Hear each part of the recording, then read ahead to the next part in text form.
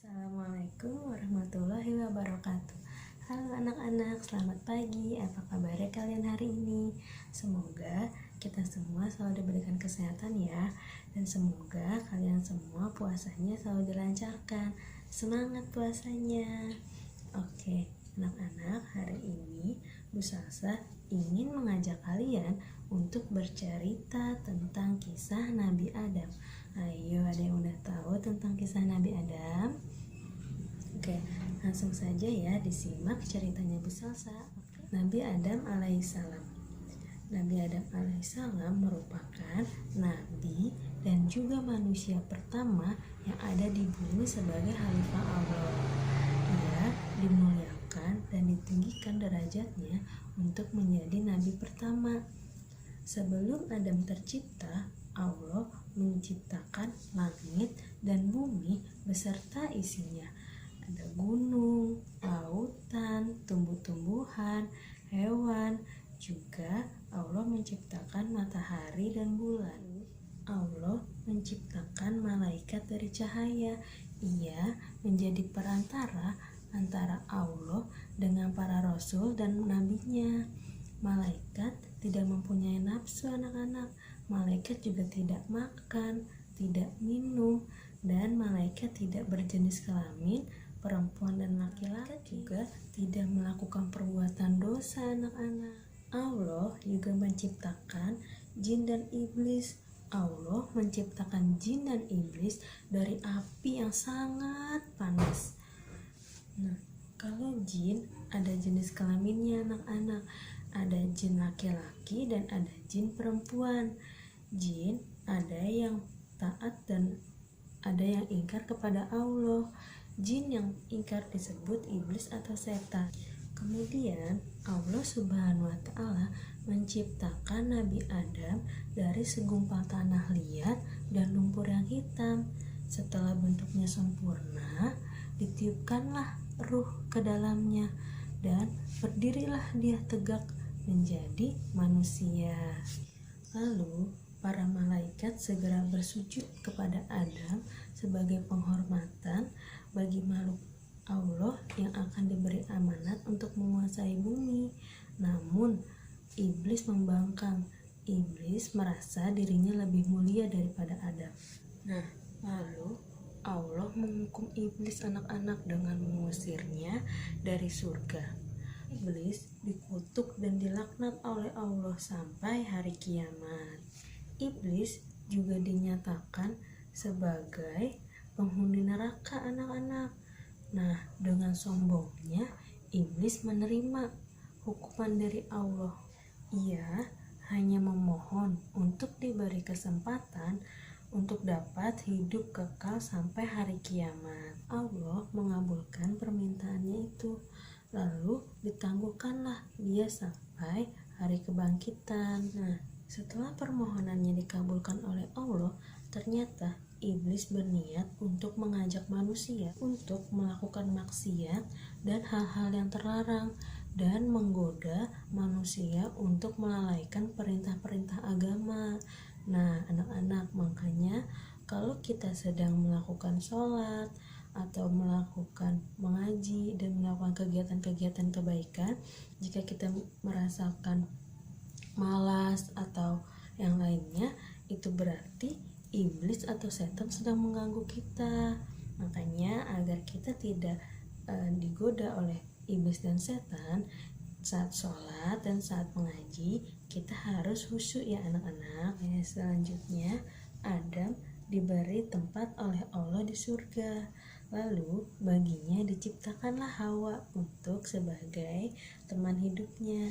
Nah, ketika Adam sedang tidur, Allah menciptakan Hawa dari salah satu tulang rusuknya.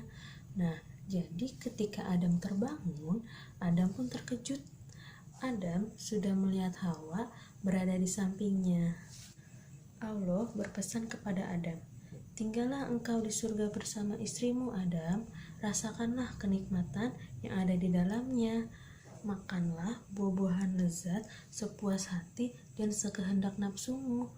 Kamu tidak akan merasakan lapar, dahaga, dan juga letih ketika sedang berada di dalamnya. Namun, aku ingatkan kepada kamu Adam, janganlah kamu memakan buah-buahan yang ada di pohon ini, atau buah huldi, karena buah huldi yang akan menyebabkan kamu celaka dan termasuk ke dalam orang-orang yang zalim. Ketahuilah Adam, bahwa iblis itu adalah musuhmu dan musuh istrimu. Iblis akan berusaha untuk membujukmu dan menyeretmu untuk keluar dari surga, hingga hilanglah semua kebahagiaan yang sedang kamu nikmati ini. Lalu, benar saja perkataan Allah anak-anak, iblis mulai membujuk Adam dan Hawa yang sedang hidup tentram, bahagia, dan damai di surga. Iblis membisikkan kepada Adam dan Hawa, jika mereka memakan buah-buahan terlarang itu, maka mereka akan menjadi malaikat dan hidup kekal di dalam surga. Iblis terus mengulang-ulangi bujukannya itu, hingga akhirnya Adam dan Hawa termakanlah bujukan iblis. Lalu dilanggarlah larangan-larangan Allah. Adam dan Hawa memakan buah-buahan yang terlarang itu. Allah marah anak-anak. Allah kecewa sekali dengan perbuatan yang dilakukan oleh Adam dan Hawa. Akhirnya Adam dan Hawa meminta maaf kepada Allah dan berkata, "Wahai Tuhan kami telah menganiaya diri kami sendiri. Kami telah melanggar perintah-Mu karena terkena bujukan dari iblis. Ampunilah dosa kami, karena niscaya kami akan termasuk golongan orang-orang yang rugi bila Engkau tidak mengampuni dan mengasihi kami." Begitulah kata Adam dan Hawa. Lalu Allah Subhanahu wa Ta'ala telah menentukan takdirnya bahwa bumi yang penuh kekayaan ini harus dikelola dan dikuasai oleh manusia keturunan Adam. Maka Allah memerintahkan Adam dan Hawa untuk turun ke bumi sebagai benih pertama dari hamba-hambanya yang bernama manusia. Selanjutnya, turunlah Adam dan Hawa ke bumi anak-anak untuk menghadapi cara hidup baru yang jauh berbeda seperti kehidupan di surga. Selain Adam dan Hawa, iblis juga diusir dan harus hidup di bumi. Konon katanya Adam diturunkan di tanah Hindia, sedangkan Hawa diturunkan di tanah Arab di bumi. Mereka harus menghadapi tantangan yang berat untuk mempertahankan kehidupan, dan selama bertahun-tahun keduanya terpisah, dan mereka saling mencari dan berkelana dari satu tempat ke tempat lainnya. Akhirnya selama 40 tahun mereka akhirnya bertemu anak-anak di padang Arafah. Nah, kini mulailah babak baru untuk kehidupan cikal bakal anak manusia. Bekal akal dan pikiran yang diberikan oleh Allah, Adam dan Hawa mulai mengelola alam dan sekitarnya untuk mempertahankan hidup serta menghasilkan keturunan. Nah, baik anak-anak, itu adalah cerita dari kisah Nabi Adam. Nah, ada pesan moral yang dapat kita ambil dari cerita kisah Nabi Adam, yaitu meskipun kita diciptakan sempurna oleh Allah Subhanahu wa Ta'ala dan memiliki banyak kelebihan, namun manusia itu tidak luput dari lupa, kelalaian, dan kehilafan yang dapat menyebabkan kita untuk melanggar perintah-perintah Allah.